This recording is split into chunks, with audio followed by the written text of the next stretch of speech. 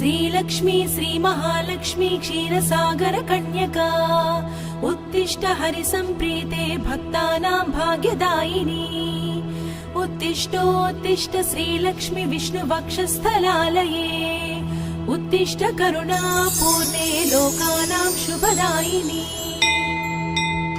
श्रीपद्ममध्यवसिते वरपद्मनेत्रे श्रीपद्महस्तचिरपूजित पद्मपादे श्रीपद्मजात जननी शुभपद्मवक्त्रे श्रीलक्ष्मी भक्तवरदे तव सुप्रभातम्।